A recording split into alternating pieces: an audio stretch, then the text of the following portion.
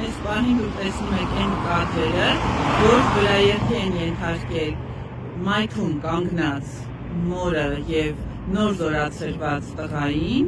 տեսնում ենք այս կադրերը, հիմա մենք տիկին Լաուրայի հետ կզրուցենք, թե ինչ խնդիրներ ունեն այս բնակիչները այս հատվածում, ինչպես են ամեն օր առնչվում կյանքի ու մահվան հետ։ Տիկին Լաուրա, կխնդրեմ ներկայացնեք խնդիրը։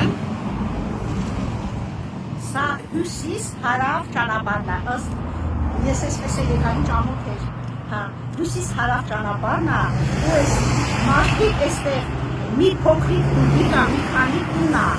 ու մարդիկ չունեն ոչ մի հնարավորություն, քանի բան չկա, ըստ ոնց պետք է անցնել այրոպորտի կողմը, իսկ հսկայական մեքենաներ, ոչ մեկը ապահովագրված չի, բոլորը մահնաճների առաջով անցնում են, վախենալով բոլորս անցնում են, որ մի կտոր հասանեն բեն տեսնել, սա անելու բան չի, մեկ կամեր ժողովուրդը, գոնե այս հասարակ ժողովրդի ձայնը լսելի լինի, անցումները հարմար չի, սապորներ չկան, կանգառներ չկան, տեսնելներ չկան, հասարակ բանը, բերել եք տեսնելը բան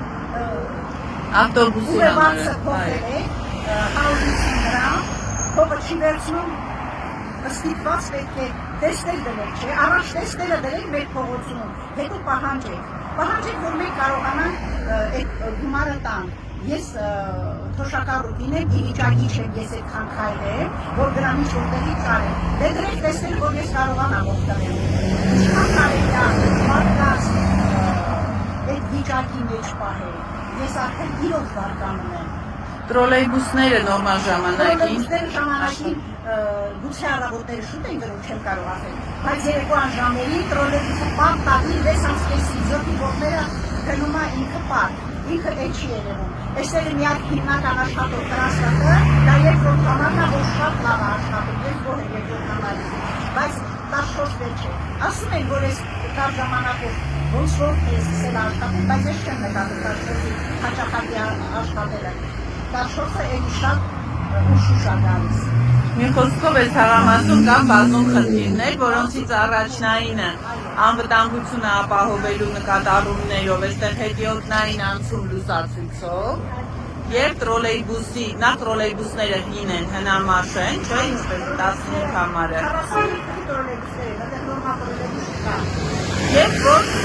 սպասարկման միջակայքերը ավելի մոտ լինի, հավրմար լինի, չէ, կանգառասրահներ չկան, ինչպես գիտենք։ Այդ մյուս կողմը կա, այս կողմը չկա։ Եվ կանգառասրահների մոտ էլ տեսելի ապարատներ չկա։ Իհարկե, տեսելի ապարատը հանրապես գոյություն չունի։ Ախր մտցրել են նորություն, ախր տեսնելը պետք է լինի, թե չէ։ Բացի այդ կանգառում կանգնում ես, ահավոր կոտ է գալիս, բանը Կանալը։ Ես չեմ հասկանում, մասա, երեխաներ կարող անգնել այդ օտը տհաճ,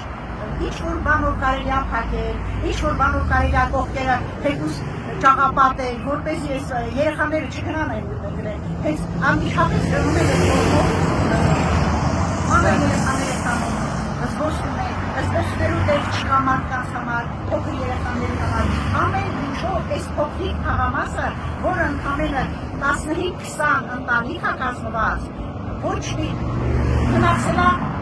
պետությունից դուրս, քաղաքից դուրս, մարդությունից դուրս, ինչ է կարող են ասել։ Շատ բարի, շնորհակալություն ձեզ, որ բարձրաձայնում եք կարևոր խնդիրները, վստահեցնեմ, որ Մայր Հայաստան խմբակցությունը հետևողականորեն հետևելու է, որպեսզի ձեր մատնանշած խնդիրների լուծումներ տրվեն։